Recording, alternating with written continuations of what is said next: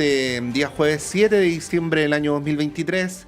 Les recordamos que durante todo el día estamos en esta transmisión especial de lo que hemos llamado el Día Radial de los Derechos Humanos, a poquitos días del aniversario número 75 de este que hemos señalado es probablemente el mayor consenso de la historia de la humanidad, o el más importante, pero hay otros asuntos muy relevantes que están ocurriendo en nuestro país, como por ejemplo la encrucijada electoral constituyente a la que vamos a estar todos convocados y todas el próximo domingo 17 de diciembre. Es por eso que hemos concebido esta sección que se llama ¿Qué dice el texto?, donde queremos precisamente despejar los humos, volver a la fuente originaria de la decisión que tiene que tomar la población, y como cada día hábil último de fin de semana, estamos acá con Montserrat Rolano. ¿Cómo estás, Monse? Buenos días. ¿Qué tal? Muy buenos días.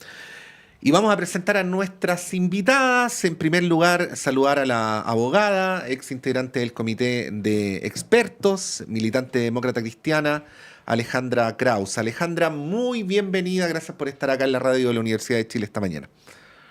Muchas gracias. Un gusto de compartir nuevamente este espacio con ustedes. Y la misma bienvenida le damos a la abogada y ex consejera constitucional, militante de la UDI, Carolina Navarrete. Carolina, bienvenida. Muchas gracias por sumarte a este intento que vamos a hacer por ayudar al voto lo más informado posible.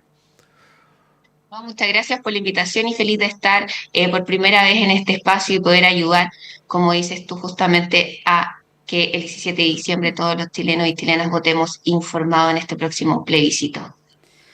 Así es. Bueno, les damos la bienvenida a ambas y ya para entrar en materia, queremos partir con un tema que ha sido muy controvertido, que ha habido acusaciones cruzadas de lado y lado y que genera a ratos un poco de confusión en la ciudadanía, particularmente lo relativo al aborto en tres causales. Ya podemos ir al aborto a secas, ¿no? Pero el aborto en tres causales, sobre todo esta semana, hubo una carta encabezada por la expresidenta Michelle Bachelet, donde también aparece ahí el nombre de Alejandra Kraus, varias exministras, parlamentarias, abogadas, ¿no?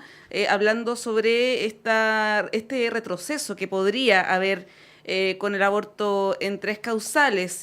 Hubo una respuesta del comando a favor diciendo que esto no era efectivo, incluso también la alcaldesa Evelyn Matei salió ahí a contradecir a la expresidenta Bachelet. Queremos ir, como dice el enunciado, ¿no?, de este espacio, a lo que dice el texto en materia de interrupción del embarazo, lo que podría o no ocurrir en el futuro. Alejandra, partimos contigo. Muchas gracias, Monse. A ver, lo primero que quiero señalar a propósito de estas declaraciones cruzadas, y que me parece importante porque la ciudadanía debe también estar informada. Ayer la alcaldesa por Providencia, Evelyn Matei, quien había señalado en forma categórica, en su estilo, cuando se debate en el Consejo Constitucional previo a la aprobación final del texto, en que ella, bajo ninguna circunstancia, apoyaría y estaba en contra de la norma que se estaba discutiendo en el Consejo. Sin embargo, pero eso es como dato anecdótico. Pero ella acusó a la presidenta Bachelet que la presidenta Bachelet mentía. Y yo quiero dejar en forma tajante frente a la ciudadanía, frente a ustedes, frente a Carolina, que son expresiones inaceptables en política. Inaceptables. Primero porque es la presidenta Bachelet. La presidenta Bachelet no miente a la ciudadanía. Podremos, Carolina y yo, podremos, Evelyn Matei y yo, disentir acerca de los alcances interpretativos respecto de lo que se está consagrando. Pero no mentimos. Se miente diciéndole falsedades a la ciudadanía, y la presidenta Bachelet nunca le ha señalado falsedades a la ciudadanía. Quería dejarlo claro, porque de repente en política se dicen cosas y se dejan pasar. ¿Ya? Claro, lo que pasa, Alejandra, ahí a ese respecto es que la carta que ustedes firman dice que el texto busca, ¿no? La palabra busca tiene una connotación deliberada, ¿no? El texto busca retroceder. Efectivamente, ya. efectivamente. Es que ¿Por yo qué, quiero Alejandra? dejar claro, Sí. a ver, nosotros Yo desde el 6 de marzo fui parte de este proceso. En la comisión experta el tema se debatió y también quisieron comisionados de la derecha impulsar que se modificara el qué, hoy día el texto vigente, que fue lo que determinó Jaime Guzmán y con la venia de Pinochet, la ley protegerá la vida del que está por nacer. Esa es la norma. La ley protegerá la vida del que está por nacer. Y existiendo desde la centroizquierda y la izquierda determinadas visiones respecto a lo que debe o no debe consagrarse en estas materias en un texto constitucional. Yo soy de aquellas que creo que no hay que legislar ni abordar el tema del aborto en un texto constitucional, lo dejo así de claro, lo dije en el mes de febrero antes de asumir el cargo el 6 de marzo. Sin embargo, quienes querían impulsar probablemente consagraciones más progresistas, en definitiva se acuerda en la comisión experta, existiendo estas dos visiones de quienes querían modificar el qué por el quién, y el quién hace referencia a la persona, a una persona. Quien toca la puerta es distinto a qué está tocando la puerta. Uno hace referencia a una cosa y el otro a una persona. Se acordó que se suprimía la ley protegerá del que está por nacer. Eso es la comisión experta. Vale decir, el debate se estaba sosteniendo al interior de la comisión experta. En consecuencia, cuando se llega al Consejo Constitucional, y hay quienes lo dicen, y Carolina es testigo porque se sostuvo en el Pleno, que la consagración del quién permitía la restricción respecto de ¿cómo se llama?, en relación a la interrupción del embarazo por las 3 causales. Más, existió una consejera que acusó a un consejero de la izquierda que tenía sus manos manchadas con sangre por la aprobación de esta norma, digamos, por haber impulsado estas normas. Entonces, no es algo tan casual, y no olvidarse que existen 3 proyectos de ley en el Congreso, impulsados por republicanos, que lo que buscan es dejar sin efecto la interrupción del embarazo en 3 causales. Entonces, esto no es algo accidental, no es algo que esté fuera del contexto. Y para terminar, los argumentos en el Tribunal Constitucional a propósito del requerimiento cuando se aprobó la ley de interrupción del embarazo en 3 causales fueron justamente, de que se protegía la vida del que está por nacer, era el gestante, digamos, el nonato, el no nacido, era persona. Y se invocaron exactamente los mismos fundamentos, exactamente los mismos, Patricia. Sí. Es decir, no hay nada, Monse, que en esto debiera extrañarnos en el debate. En consecuencia, efectivamente, pone en riesgo la ley de interrupción del embarazo. Solo para terminar, Alejandra, porque tenemos que darle también la palabra a Carolina, pero así, contéstame en 5 segundos, en 10 segundos. Busca, ¿no? La carta que ustedes firmaron dice busca retroceder. O sea, hay Natalia González, sí, comisionada de Libertad y Desarrollo en Cupo UDI. En Cupo UDI señaló que esto permitía abrir el debate, mantener el debate. Gracias, Alejandra. Ya dijo. Carolina, bueno, está lo que dice Alejandra. Por otro lado, si uno escucha a representantes de la Favor, han jurado y rejurado que esto no va a ocurrir. Carla Rubilar, por ejemplo, la misma alcaldesa Matei, que se han declarado partidarias incluso de la interrupción voluntaria del embarazo en 3 causales. ¿Cómo conciliamos lo que dice Alejandra y lo que se plantea desde el otro lado? Y te lo pregunto también a propósito de lo que han planteado algunos expertos. Voy a citar a Marisol Peña, que señaló la semana pasada, si no me equivoco. Ella dijo, es imposible derogar la ley de aborto en 3 causales, pero luego se agrega, sin que se nos venga encima una jurisdicción internacional de derechos humanos. No lo dice a secas, ¿no?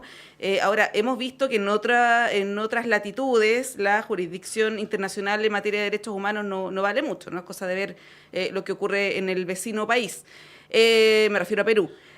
¿Cómo te haces cargo también de los argumentos de Alejandra? Y por otro lado, ¿cómo se podría asegurar de que esta legislación no se va a tocar? Bueno, primero comenzar diciendo que efectivamente ambas, Alejandra y yo, fuimos testigos del debate de las distintas comisiones, de las distintas etapas en las cuales se configuró este proceso.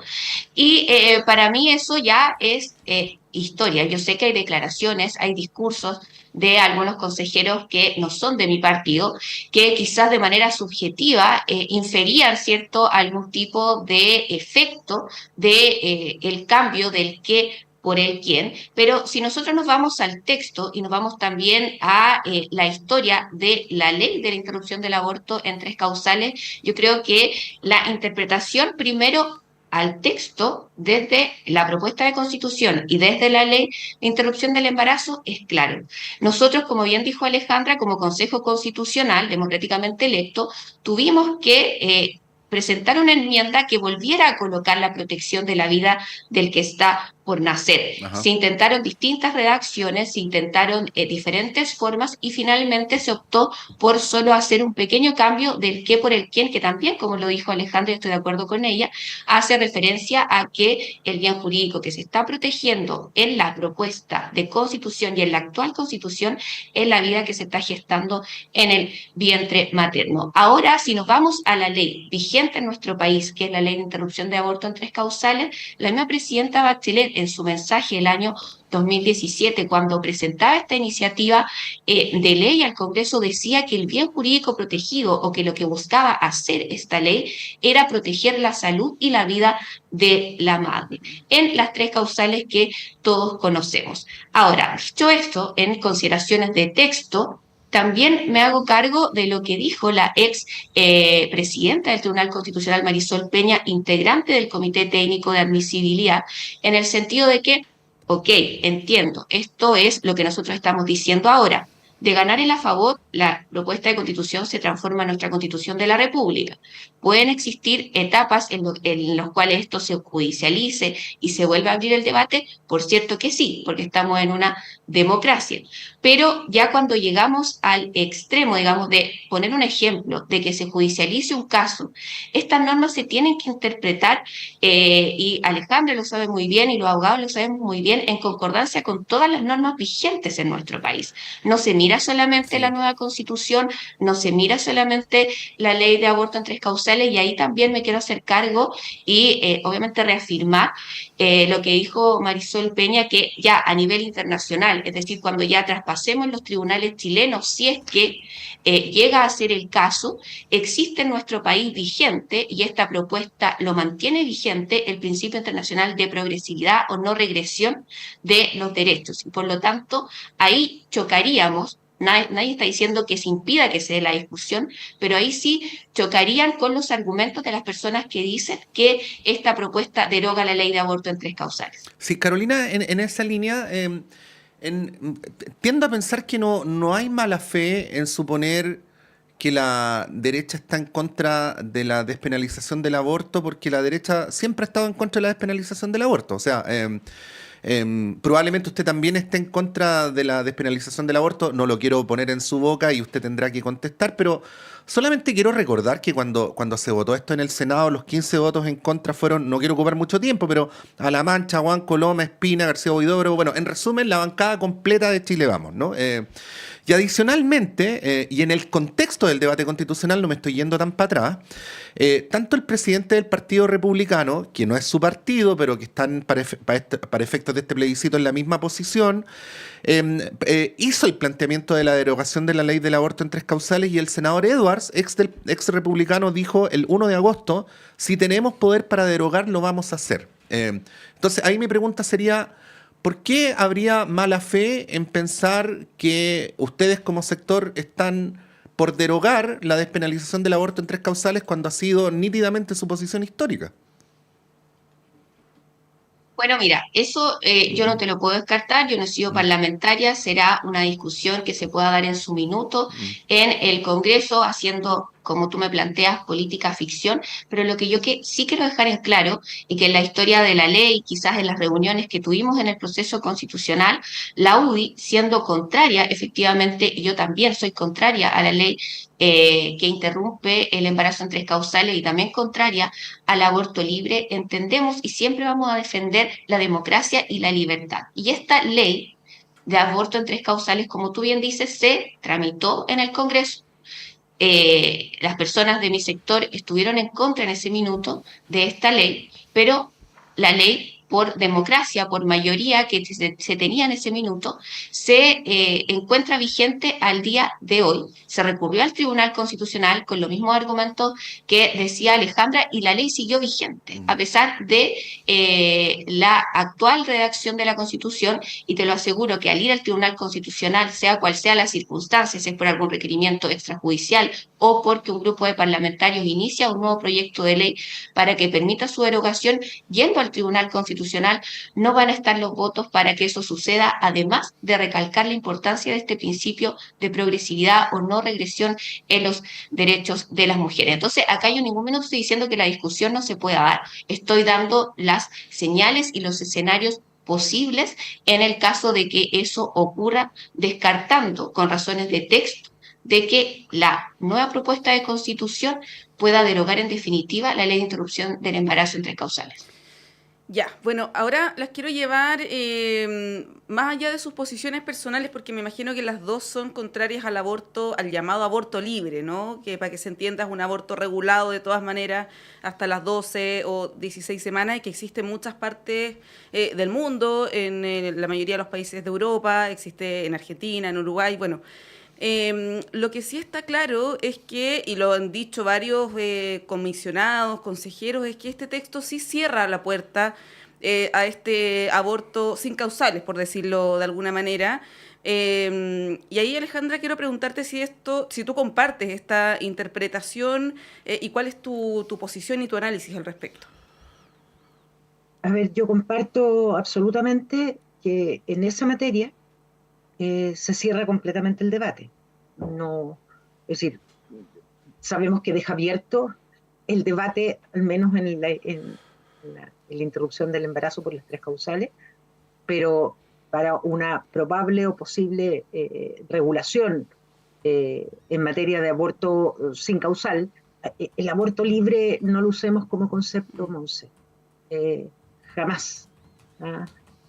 Se tiene, es completamente distinta la situación de las mujeres que toman esa decisión, que normalmente es un proceso de discernimiento muy profundo. Así que no me gusta el concepto de aborto libre. El aborto sin causal, ¿ya? Pero profundamente regulado. Efectivamente, yo creo que se cierra el debate en esa materia. Y lo han dicho expresamente, ¿ah? Así que Sí. no me extraña. Pero a propósito de algo que señalaba Carolina, en esta, a propósito de la interpretación armónica que uno Mm. debe hacer del texto completo, sí, efectivamente, no nos olvidemos la regulación de la objeción de conciencia, Sí. amplísima, que eso nos lleva también a determinadas decisiones en estas materias, como en otras. Sí. Bueno, estamos a esta hora de la mañana conversando en esta sección que hemos llamado ¿Qué dice el texto?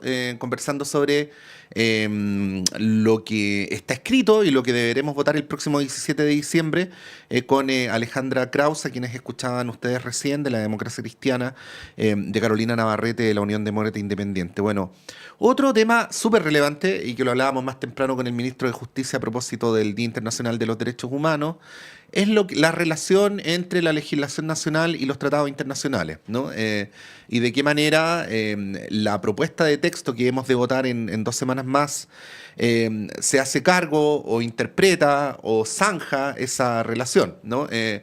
Hay quienes han planteado que se trata de un texto que tiene por objetivo impedir, o al menos tratar de impedir, que los tratados internacionales que el propio Estado de Chile ha firmado se vuelvan vinculantes y terminen transformándose en ley. Y obviamente este es un asunto que también nos remite de manera muy importante a los derechos humanos, porque muchas veces el argumento para que los estados respeten los derechos humanos proviene de ese marco internacional, ¿no? Bueno, bien concretamente, Carolina, a ese respecto, en tu interpretación, ¿qué es lo que plantea la propuesta que tenemos que votar en 10 días más?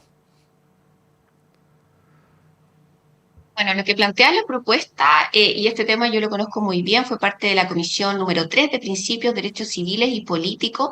Acá la gran discusión que se dio tanto en la etapa de los comisionados expertos como en el Consejo Constitucional fue cuál era el rango para reconocer los tratados internacionales específicamente sobre derechos humanos que Chile tenía vigente. El Partido Republicano era de la idea de que tuvieran una categoría infraconstitucional. Nosotros como UDI defendíamos que tuvieran la misma categoría de la Constitución, pero obviamente con mecanismos, ¿cierto?, que permitieran su incorporación como ley a nuestra legislación con ciertos, digamos, pesos, frenos, contrapesos, circunstancias que pudiesen mantener. Y eso es lo que recoge finalmente la propuesta que quedó, mantener la soberanía de la Constitución y que la norma de la Constitución es nuestra Carta Magna y la norma suprema. Finalmente quedó de esa manera, en el mismo nivel que los tratados internacionales. Y lo más importante para mí en cuanto a si lo comparamos con la actual Constitución, es que se dejó establecido expresamente en el artículo número 3 de la propuesta de nueva Constitución, es que lo que es vinculante para el Estado de Chile, es decir, cada vez que el Estado de Chile suscriba un tratado internacional, lo que va a ser vinculante para él es el texto de los tratados. Es decir, un organismo internacional dicta un tratado, Chile lo estudia, ve si es concordante con su legislación vigente desde la Constitución hacia las leyes inferiores, y si todo concuerda y se cumple con los mecanismos establecidos en esta propuesta para que ingrese como ley de la República, lo que se va a transformar en ley y va a ser vinculante es el texto de los tratados. Y eso es muy importante porque lo que descarta es que lo que sea vinculante para el Estado de Chile sea el llamado soft law o las interpretaciones que posterior a la entrada en vigencia de un tratado internacional entreguen otras instituciones del derecho internacional. Entonces, en mi opinión, es una norma que avanza en, primero, mantener que la norma suprema de la nación es la Constitución de la República, pero que también innova en establecer que lo que es vinculante para el Estado de Chile es el texto de los tratados y no las interpretaciones que posteriormente hagan organismos internacionales sobre las mismas. Ya, ahí Alejandra, bueno, lo que plantea Carolina parece un avance, entonces te pregunto si coincides con aquello. Y segundo, respecto de entidades internacionales, por ejemplo, como la ONU, ha habido discusiones que también se prestan mucho para la confusión. Por ejemplo, hace un mes aproximadamente, José Antonio Kast dijo que la propuesta de nueva constitución, este texto, digamos, impide que la Agenda 2030 de la ONU ideologice a nuestros niños. Eso tiene varias interpretaciones, ¿no? Pero por el lado del en contra, pero desde el Partido Republicano, desde la derecha, también dicen que este texto es onuista. Entonces ahí uno no sabe muy bien cuál es efectivamente lo que dice esta propuesta. Ahí te pregunto, ¿no? Sumando lo que dice Carolina, pero también respecto de organismos internacionales como la ONU, ¿no? La Agenda 2030 y todo esto que ha generado también controversia. Monse, no comparto obviamente con Carolina los alcances o de entender de que esto constituye un avance. No. Yo creo que incluso a propósito de esta determinación, que son el contenido del tratado y no la soft law, lo que se denominan la soft law, que son no solo interpretaciones, hay recomendaciones, hay otros instrumentos también en el ámbito internacional, digamos, de que van generando a la construcción de un ordenamiento en determinadas materias. Yo podría hablar digamos, profundamente respecto a las normas de la OIT y sus distintos convenios, recomendaciones posteriores o lo que fuere. Claramente no creo que sea un avance, muy por el contrario. Una vez más vamos estableciendo determinados tutelajes frente a determinadas amenazas ideológicas que se entienden desde un sector de la ciudadanía. Tan cierto es así que el propio Kast, que de alguna manera es el líder de la derecha hoy día, de la derecha en su conjunto, el líder dice: esto es una constitución contra la ONU. Establece normas que nos protegen de la agenda onunista. Entonces no pudiéramos pensar de que efectivamente la derecha entiende que en estas materias es un avance. Lo dice su líder. Entonces me cuesta ¿cómo se llama?, entenderlo en esa línea. También hay, desde el líder de la derecha, desde Kast, hay como una ignorancia respecto bueno, le ocurre a otros líderes de la ultraderecha en el mundo, respecto a la importancia de estos grandes pactos a nivel internacional, particularmente en derechos humanos. Y la Agenda 2030, ¿cómo puede ser? ¿Cómo en nuestro país se puede estar en contra de una agenda que lo que busca es, ¿cómo se llama?, superar la pobreza, tener trabajo decente, desarrollo sostenible, la protección del medio ambiente? Me cuesta creer que el líder de la derecha le diga al país que está en contra de eso. Entonces, hay una confusión, hay una ignorancia, hay una profunda ideologización para entender la debida protección de los derechos humanos en nuestro territorio, en toda circunstancia y en todo momento. Sí. Eso es lo que ha avanzado la humanidad, por Dios. Alejandra, Carolina, les propongo, porque este tema es crucial, nos parece, que lo retomemos a la vuelta de una pausa, que va a ser súper breve en todo caso. Podemos aprovechar de tomar aire, de rellenar nuestras tazas de café, y a la vuelta seguimos y retomamos, porque este es un asunto que me parece que es importante precisarlo todavía más. Son las 9 en punto, vamos a un breve alto y continuamos con esta sección constitucional en la Radio Universidad de Chile, en la red de radios que piensan y en Chile TV.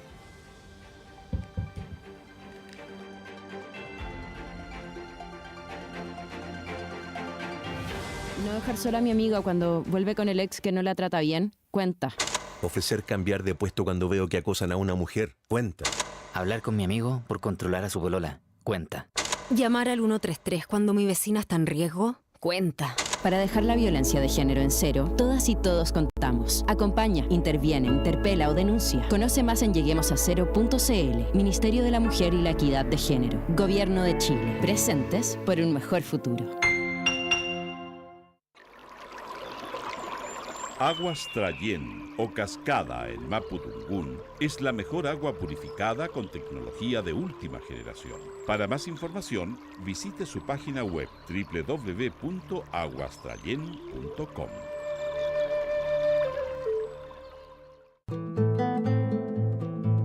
Hola, soy Luis Mesina y les quiero invitar a todos y a todas para que sintonicemos todos los días viernes de 16 a 17 horas en Radio Universidad de Chile el programa Debate Social, donde estaremos discutiendo, debatiendo, conversando con amigos y amigas sobre la realidad nacional, especialmente del mundo social. Así que quedan todos invitados e invitadas a escucharnos.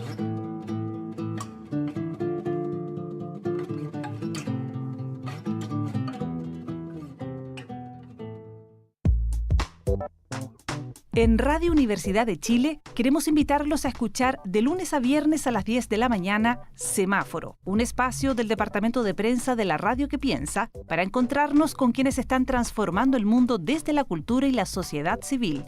Conversaciones sobre nuestra ciudadanía y sus expresiones y desafíos de lunes a viernes a las 10 de la mañana en Semáforo de Radio Universidad de Chile. Conduce la periodista Antonella Esteves.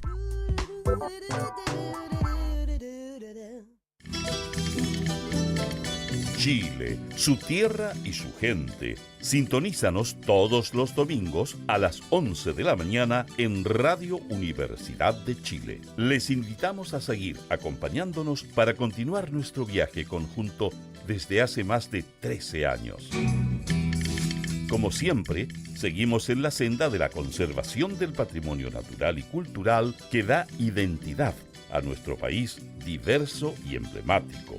Les esperamos los domingos a las 11 de la mañana en el 102.5 FM para compartir con Chile, su tierra y su gente.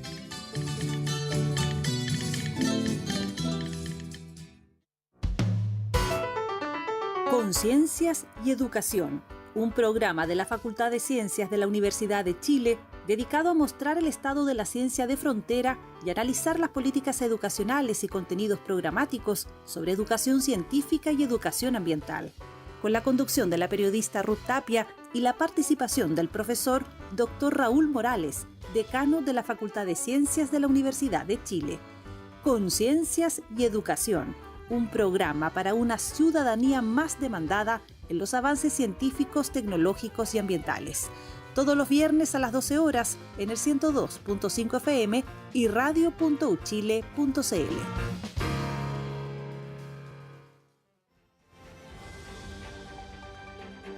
El Departamento de Prensa de Radio Universidad de Chile trabaja para mantenerlo informado.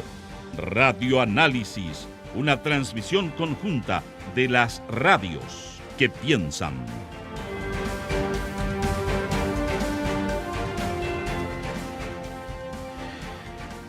Son las 9:03, 9:04. Continuamos en Radio Análisis en esta mañana con Montserrat Rolano, con Alejandra Krause y con Carolina Navarrete en esta sección que se llama ¿Qué dice el texto?, analizando la propuesta constitucional que, les recordamos, nos convoca a todas y todos como ciudadanos y ciudadanas el próximo 17 de diciembre y que nos insta, esta es una solicitud modesta pero convencida que les hacemos desde acá, a votar lo más informados posibles, ¿no? Y es en ese espíritu que hemos querido contribuir con un granito de arena con estas conversaciones. Carolina, tú planteabas antes de la pausa, y retomando el tema de los tratados internacionales, que la propuesta de constitución garantiza el respeto a la fuente originaria, que son los tratados mismos, pero no a textos posteriores, ¿no? Bueno, aquí hay un asunto relevante que yo lo menciono simplemente para tu comentario, y es que tanto las sociedades como los debates sobre derechos humanos avanzan a gran velocidad en el tiempo que vivimos. Es por esa razón que la comunidad internacional ha concebido la necesidad de ir actualizando los textos originales con documentos que interpretan en el plano del funcionamiento de las cortes, como por ejemplo la Corte Interamericana de Derechos Humanos. Hay fallos que sientan jurisprudencia, que sirven para interpretar cuestiones que no necesariamente estaban tan claras en el tratado original. Y es por eso que encima de cada tratado de derechos humanos se va montando otra documentación complementaria, ¿no? Entendí de lo que tú planteabas, pero bueno, ahí devuelvo la palabra, que el texto garantiza solo la fuente originaria, pero yo me atrevería a decir que si la fuente originaria no va acompañada de todo esto que viene después y que complementa lo que originalmente se suscribe, no podría haber una comprensión cabal, ni actualizada, ni contemporánea de qué es lo que la comunidad internacional entiende por derechos humanos. No quiero explayarme más, pero ha habido artículos donde aparecen varios casos emblemáticos de los últimos años que han sido objeto de interpretaciones posteriores de la redacción literal de la fuente originaria para efectos de poder proceder de mejor modo. Bueno, ahí te pregunto de vuelta cómo te haces cargo de esta afirmación, muy impuntual, para decirlo así, para hacer contraparte contigo, ¿no? De que quedarse ahí impide hacer cumplimiento cabal del espíritu de estos acuerdos o de estos tratados. No, y concuerdo contigo. El tema es que el artículo número 3 tiene 3 números y resulta que lo que primero se planteó, yo planteé y mantengo que esta es una innovación, que se diga que cuando ingresa un tratado internacional a Chile, con todos los mecanismos que eso significa, lo que va a ser vinculante para el Estado de Chile es el texto de los tratados. Pero el número 3 del mismo artículo, número 3 de la nueva propuesta, dice que la ley va a determinar la forma y la determinación en que la sentencia o el cumplimiento para dar sentencia a estas a las sentencias de tribunales internacionales puedan ingresar al país. Es decir, no es excluyente una de otra. En el momento en que se dicta un tratado, Chile lo acoge y va a ser vinculante el texto del tratado. Que después puedan existir recomendaciones, como bien dijo Alejandra, interpretaciones, y que si son acordes a nuestra legislación y el Estado de Chile también lo quiere acoger, bienvenido sea. Pero también en ese sentido quisiera rescatar el espíritu que tiene este programa y al cual fuimos invitadas con Alejandra, que es informar a la ciudadanía de cara al plebiscito del próximo 17 de diciembre con fundamentos de texto en el sentido de poder explicar los alcances de cada una de las normas. Y en ese sentido me parece un poco indeseable hablar de líderes que ni siquiera estuvieron presentes en el proceso, ellos como personas. Ella ya ha sacado a la alcaldesa de Belimatey, ya ha sacado al líder para ella del Partido Republicano, José Antonio Kast. Yo creo que eso nos ayuda al debate informado y a poner la pelota al piso de lo que se nos va a preguntar el próximo 17 de diciembre, que si estamos a favor o en contra de esta nueva propuesta de constitución versus la actual. Respecto al tema de tratados internacionales, es un tema muy árido. Ni siquiera los abogados a secas tenemos el total entendimiento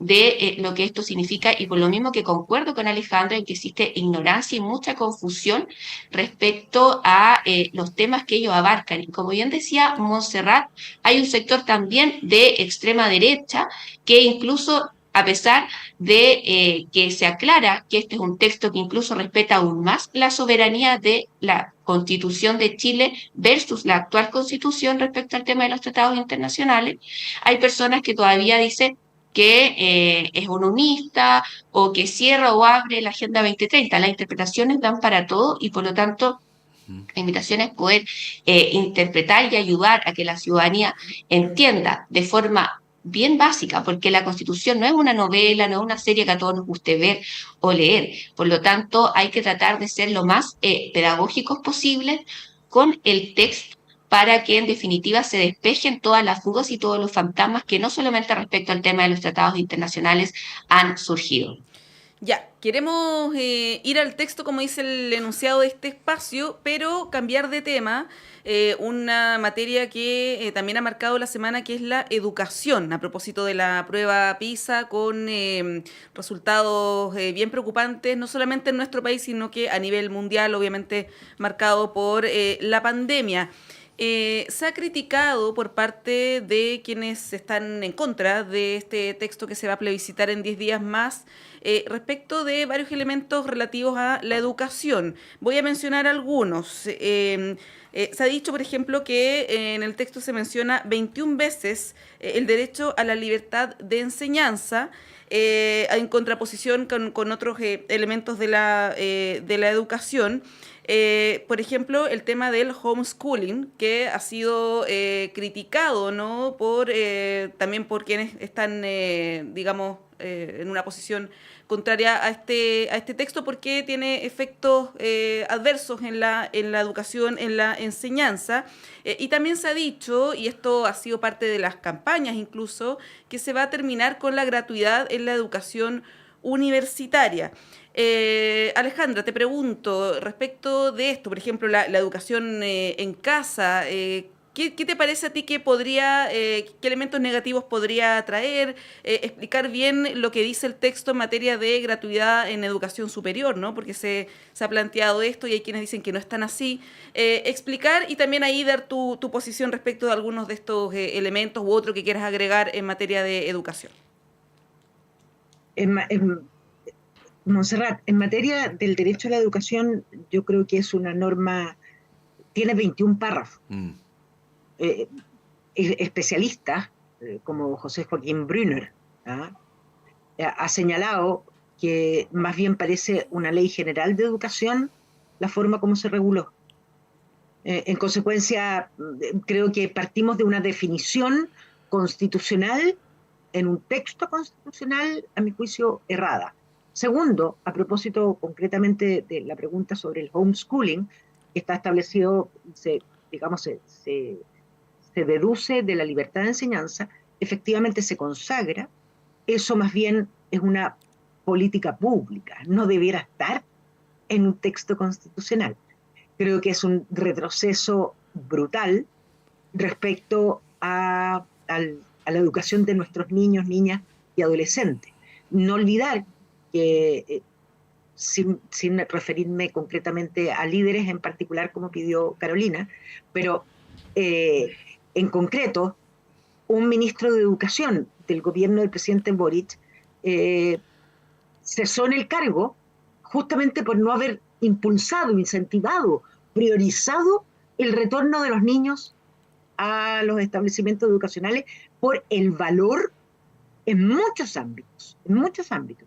Sin embargo, acá se consagra el derecho de los padres a educar a sus hijos, a ser financiados y a tomar las decisiones en forma prioritaria respecto del interés superior de los niños, que les permite educar en sus casas, que es, además, no existe, digamos, políticas en derecho comparado que hablen del valor de la misma. Segundo, es algo absolutamente traído desde la cultura norteamericana, porque es así. Eso es una práctica que no responde a nuestra sociedad, a nuestra cultura, a nuestro bagaje cultural, a nuestra forma de ver la educación. Se importa, como hay otras materias que también se importan desde la cultura norteamericana, que no hay nada más alejado de lo que somos nosotros, más allá de los aspiracionistas, digamos, que quisieran ser conocidos. Y en esa materia, y quiero, Patricio, lo importante, y ahí sí quiero señalar que, digamos, mi posición. Yo creo que es legítimo que un sector del país, un sector político, pueda creer que el homeschooling es una buena política pública. Me parece legítimo. Pero eso no debe estar en una constitución. No puede obligarnos, cuando la establezco en una constitución, le otorgo el derecho a un padre para requerir a través del recurso de protección que me entregue el financiamiento porque yo tomo la decisión. Porque eso es lo que hace. Eso creo que es política pública, no es un derecho. La socialdemocracia jamás, el socialcristianismo jamás va a impulsar una política pública en ese sentido. Sí, en consecuencia, creo que el derecho a la educación está mal regulado en el texto constitucional. Carolina, dos cosas así bien directas para que te puedas hacer cargo en relación al texto. Una, esto que señalaba Alejandra, que en educación abarca demasiado, que constitucionaliza cuestiones que deberían ser materia de ley. Mira, esto, ya que se citaba a Brunner, lo dice Brunner, que la vez anterior estuvo por el rechazo, ¿no? Lo dice Silvia Izaguirre, que es una persona cercana a la derecha. Lo dice incluso Mariana Belwin, que está a favor en general, pero que considera que, al menos en educación, este texto abarca demasiado, ¿no? Eso es lo primero. Meter en la Constitución cosas que deberían ser materia de ley y, por lo tanto, de legítima discusión política, ¿no?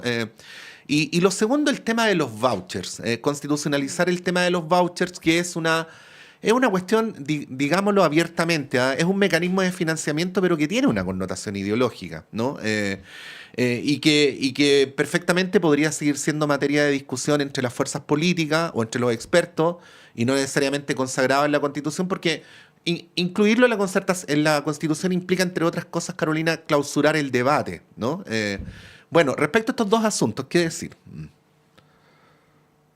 Bueno, mira, lo primero es señalar que en materia de educación es un tema muy importante y es bueno abordarlo, y yo creo que en esto me hago cargo de mis palabras y lo he dicho en otros programas, que si hay un tema que no empieza ni termina con un cambio constitucional es la educación, el derecho a la educación.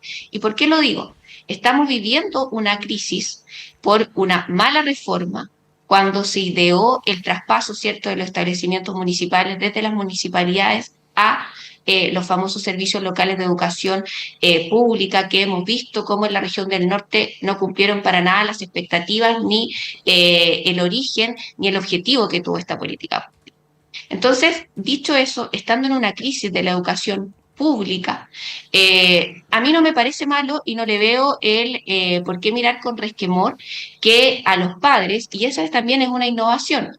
La propuesta habla ahora de familias y no solamente de padres, para abarcar, ¿cierto?, no solamente a aquellos padres biológicos o madres biológicas de las personas que están a cargo de la educación de sus hijos, de darle más alternativas. Si el sistema público no responde, si no hay, y eso muy ligado al derecho a la libertad de enseñanza y también la libertad y el derecho que tienen los padres de proveer el mejor proyecto educativo de acuerdo a sus fines personales. Eso consagra nada más que la libertad de educación y la libertad de enseñanza. ¿Por qué no darle otra herramienta como el homeschooling, pero que tampoco está acabadamente detallado en la propuesta? Eso también hay que colocar la pelota al piso y hablar con altura de mira de que el detalle de esa iniciativa también se va a dar en el Congreso, y desde ahí que el debate para mí no se encuentra cerrado bajo ninguna circunstancia en materia de educación.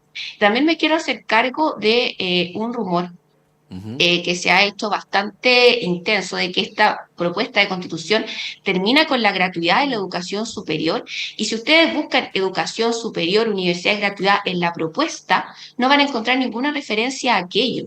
Lo que se hace en la Constitución es garantizar el derecho de todos nosotros, de que el Estado debe mantener redes pluralistas, públicas, de establecimientos educacionales hasta la enseñanza media. Porque recordar que cuando una universidad opta por la gratuidad, se adscribe a esta ley. Es decir, no puede existir una obligación por parte del Estado y por parte de ninguna ley de que las universidades se adscriban al mecanismo de gratuidad. Pero en ningún caso eso significa que esta ley se deroga y que va a dejar de existir la gratuidad en la educación superior, que también es un fantasma que no tiene ningún asidero en el texto y que también responde a la desinformación respecto a el debate constitucional que se dio dentro del Consejo. Alejandra, bueno, tienes tu derecho a réplica y si quieres contestar lo que plantea Carolina, pero queremos aprovechar también los últimos minutos que nos quedan y aprovechando también, Alejandra, tu experiencia como exministra del Trabajo, de abordar un tema que no se ha hablado mucho, la verdad, que es el tema de los derechos colectivos, el derecho a huelga, en general todo lo relativo al mundo del trabajo. Nosotros hace un mes aproximadamente hicimos una entrevista a un especialista de la Universidad Diego Portales, José Luis Ugarte, que él planteaba que esta propuesta constitucional tiene consecuencias graves y perjudiciales para los trabajadores porque, entre otras cosas, se limita excesiva y desproporcionalmente, decía él, el derecho a huelga, y además dice que la propuesta va en el sentido opuesto al derecho internacional. Esa es su interpretación de este abogado experto en materias laborales. Te pregunto, ¿compartes esta posición? Y en general, respecto de lo que dice el texto, ¿cuáles son los avances, si consideras que hay algunos retrocesos en esta materia? A ver, concretamente, así como ocurre con el derecho a la educación, pasa en salud, pasa en seguridad social, particularmente en pensiones, y en libertad sindical, particularmente en los derechos colectivos de los trabajadores, es donde se debilita el Estado social y democrático de derecho, que era la gran aspiración de la centroizquierda a la debida consagración, no solo esta cláusula abierta. Y efectivamente yo concuerdo con lo señalado por el profesor Ugarte. En materia del derecho a huelga y más bien la libertad sindical, en el anteproyecto se había superado este tutelaje y miedo en torno a los derechos de los trabajadores en general, propios de la dictadura, que se consagran en materia de derechos sociales. La Constitución vigente no ha tenido cambios fundamentales. Y superábamos la forma como se consagraba, donde no se reconoce el derecho a huelga. y habíamos logrado que la libertad sindical, con sus 3 derechos, el derecho a la sindicalización, el derecho a huelga y el derecho a la negociación colectiva, fueran consagrados de tal manera. ¿Qué ocurre? Se retrotrae una vez más a estos tutelajes en torno a los derechos colectivos de los trabajadores, y se señala y se retrocede. ¿Y por qué digo que se retrocede? Porque atendió que no existía norma expresa respecto al derecho a huelga, salvo la prohibición en una materia en particular y el reconocimiento respecto de la negociación colectiva respecto a los trabajadores. Se había permitido que tanto en el Tribunal Constitucional como en la jurisprudencia de nuestros tribunales, particularmente la Corte Suprema, se avanzara de tal manera de reconocer el derecho a huelga como un derecho fundamental de los y las trabajadores y la titularidad de la organización sindical. Y eso era un avance, y aquí se retrotrae, se tutela y se señala expresamente, primero, la libertad sindical solo se le reconocen 2 de sus derechos y no los 3 a secas en su consagración. Y se retrotrae donde se limita, como está establecido hoy en el Código del Trabajo, el derecho a huelga en el ámbito de la negociación colectiva. Y eso es grave porque colocas un techo para futuros debates legislativos. Establece, no olvidar que la Constitución va generando los bordes y los mandatos al legislador respecto a debates legislativos futuros. Y en esta materia le coloca un techo. Cualquier debate en nuestro país de aprobarse este texto constitucional en materia de los derechos de los trabajadores va a suponer que siempre la huelga debe ser en el ámbito de la negociación colectiva al interior de la empresa con su empleador. Lo dice así. Carolina, bueno, sí, a ese respecto, ¿no? El resumen de lo que señalaba Alejandra. O el texto consagra el derecho a huelga, pero luego con varias restricciones que finalmente terminan maniatando el sentido más profundo del derecho a huelga, ¿no? Y en general el tema de los derechos de los trabajadores. ¿Qué decir al respecto? Bueno, volver a la definición breve de huelga. La huelga siempre ha sido un mecanismo que lo que busca es poder igualar, ¿cierto?, esta distancia que hay entre el trabajador y el empleador, esta vinculación vertical que debemos tender a que sea horizontal, y que finalmente el derecho a huelga se dé como un derecho a llegar a acuerdos con el empleador y no como una oportunidad o una actividad que obstruya el desarrollo de una actividad determinada. En ese sentido, lo que hizo el Consejo Constitucional, primero, fue recoger toda la discusión que se dio en la comisión de expertos, que se dio en el Consejo Constitucional, y que finalmente la redacción que quedó fue un acuerdo de la comisión mixta, que era la última instancia donde se podían hacer enmiendas respecto a esto. El problema de la redacción primitiva es que validaba la huelga sin tener ningún ámbito, ni ninguna regulación, ningún límite, ni requisito para ejercer ese derecho. Y por lo tanto, como ya indiqué la definición, y debe ser dentro y con el espíritu de llegar a un acuerdo con el empleador, para nosotros era importante limitarla al hecho de la negociación colectiva, cuando así se requiera en el mundo empresarial.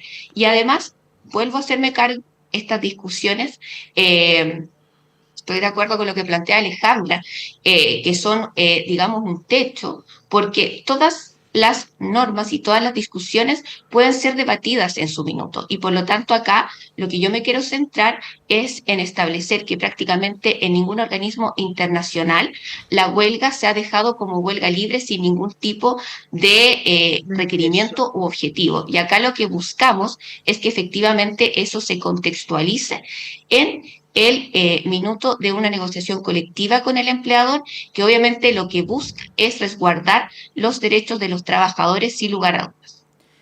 Bien, nos quedan... Alejandra, sí. Un segundo. Yo creo que porque es importante en esta línea de informar, se generan en torno a los derechos de los trabajadores normalmente una fantasía. Cuando se pide regular, como lo fue en la propuesta, que además en derecho comparado así se hace. Se reconoce el derecho a huelgas secas. ¿ah? A secas. ¿Ah? No se le limita, no significa el derecho a huelga libre. Yo quiero invitar, Carolina, de verdad, por respeto a los trabajadores de mi país, ¿ah? Porque llevo muchos años asesorando y trabajando con ellos. Ellos cuidan su fuente de trabajo. A quienes más le importa que a su empleador le vaya bien son a los trabajadores. Entonces, suponer esta caricatura, que los trabajadores lo que quieren es huelga libre, generar impactos en la generación de empleo, de riqueza, no, por favor, Carolina. Hagamos el trabajo en derecho comparado. Pactos internacionales que hemos suscrito, se reconoce el derecho a huelga a secas. A secas. Ve la Constitución española, ve la Constitución Portugal, empieza a recorrerla. Estos tutelajes propios de nuestra idiosincrasia, y particularmente cuando se trata de los trabajadores, porque seguimos teniendo la herencia de la dictadura en esta materia, no nos hace bien. Sí, bueno. Los trabajadores son riqueza. Estamos llegando al final del panel. Quedaron siempre muchas cosas en el aire, pero les queremos agradecer muy sentidamente tanto a Carolina como a Alejandra. Yo diría en nombre de nuestros auditores y auditoras y televidentes también, porque al menos en los temas que tratamos va a haber muchos más elementos de juicio para poder tomar la decisión que debe tomar el país el próximo 17 de diciembre. Carolina Navarrete, muchas gracias por haber estado esta hora con nosotros y que tengas un buen fin de semana. No, muchas gracias a usted. Solo aclarar el punto de que me interpeló Alejandro. Yo en ningún caso he puesto en duda que los trabajadores tengan que ejercer su derecho a huelga. Solo estoy explicando que en ninguna circunstancia es un derecho absoluto y que no tenga que cumplir con requisitos y elementos. Solo eso, agradecer la invitación, agradecer el espacio y sigamos informándonos sobre la propuesta de nueva Constitución. Sí, bueno, gracias. Muchas gracias, Carolina. Es evidente que ahí hay una expresión de disenso entre Carolina Navarrete y Alejandra Kraus, pero creo que ha quedado claramente expuesto el disenso. Así que, Alejandra Kraus, muchas gracias y que tengas un buen fin de semana. Lo mismo para ustedes. Un agrado compartir también con Carolina. Bueno, y con Montserrat vamos a ir un breve alto. Yo me quedo porque tenemos una conversación que